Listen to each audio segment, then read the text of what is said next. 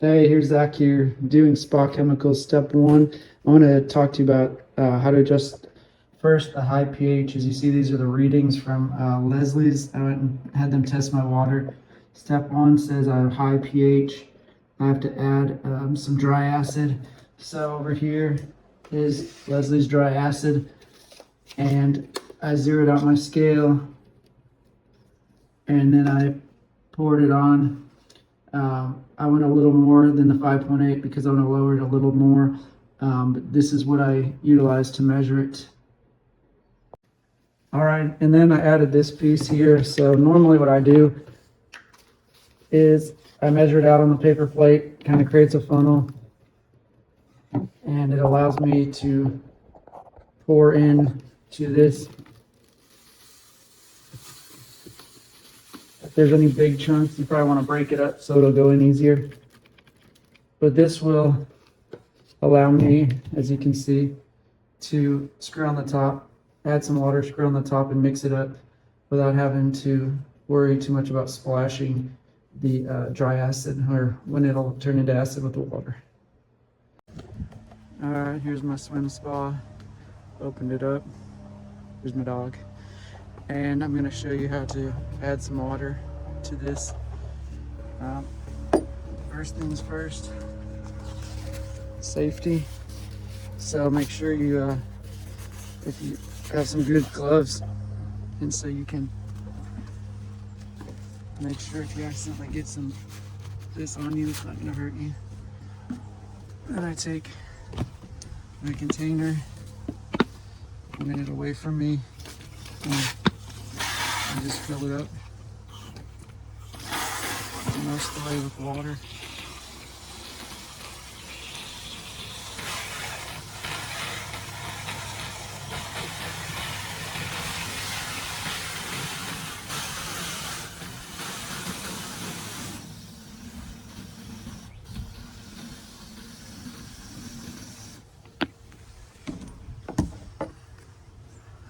Then to make sure to put the top on, make sure it's screwed on correctly, and just shake.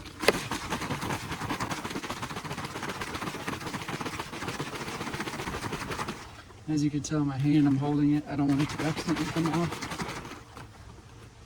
Then we'll let it settle.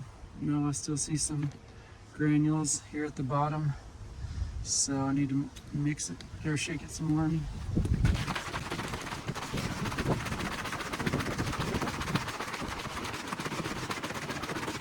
You can see most of the granules are dissolved, but there's still a little bit down here. I'm gonna shake it a little more.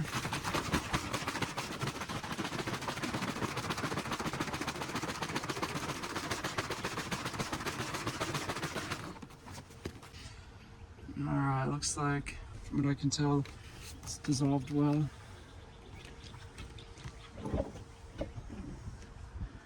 And I'm gonna turn on my spa to get some current going, and then use a trick that I actually learned from somebody that really helps to make best use of this dry acid.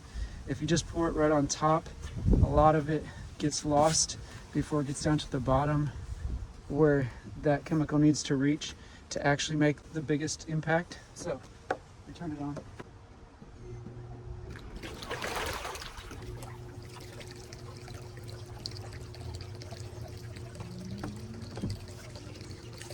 And then here's my other secret weapon, 2-inch PVC,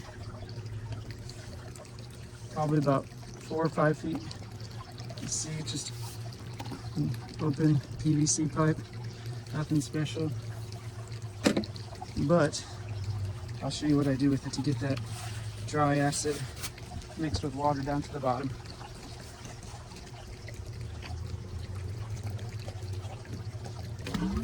Alright, so you can see that's touching the bottom, so I'm coming up a little from the bottom and going down in the middle where the current is, but trying to get that chemical down to the bottom. So just like this, slowly, carefully pour it in.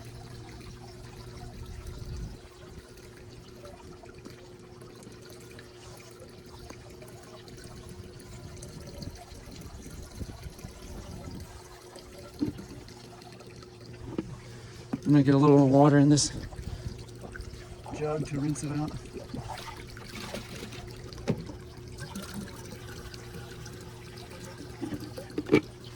Last thing, I usually just submerge this PVC to make sure it's all rinsed.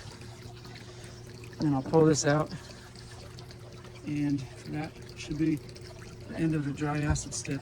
All right, now on to the next step. So step 1 is completed. It says to wait 30 minutes.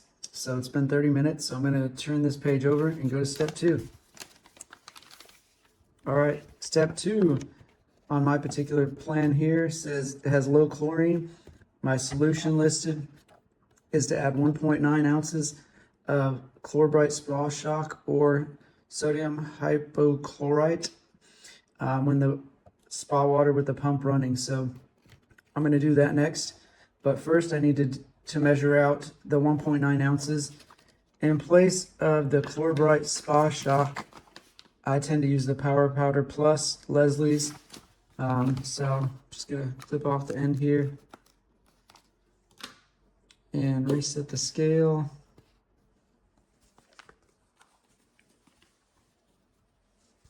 All right, I'm going to go with that 1.9 ounces.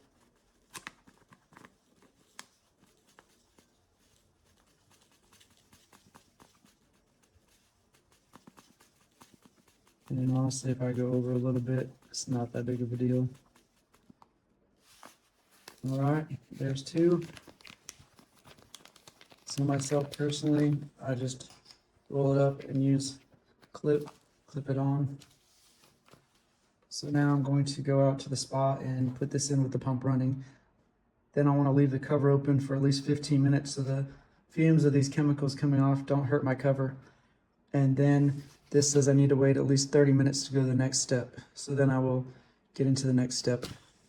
All right, here's my spa. Sorry, I just did this and got it stuck, but cover's on. We have these amazing lifters. I can tell some about if anybody wants to know later, but I'm gonna go ahead and open it up.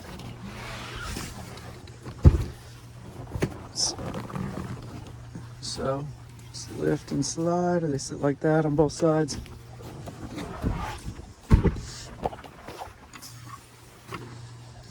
All right, so that's open. The pump's running, so you can see that. So I'm going to just put the chemical in. Just going to sprinkle it towards the middle, but slowly so it can dissolve.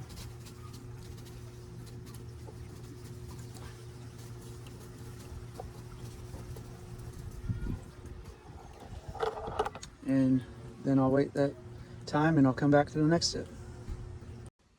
And that.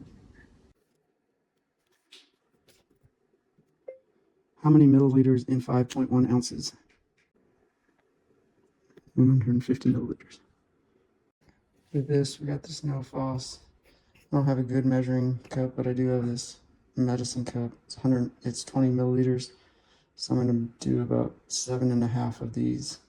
Get the dosage, shake the bottle well. Run the filter for 48 hours. That's not going to happen. Oops. But I'll let it run as long as I can. And then I'll have to clean the filter.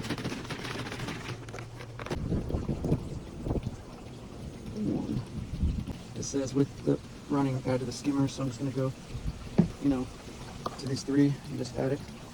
1,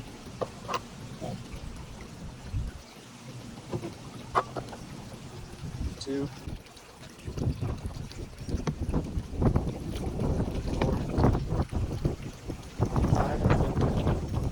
6, 7, and half over here. Just going to the 10. Oops. And 3. Just leave this pump running, and then we'll clean the filters, and that'll help take care of the phosphorus.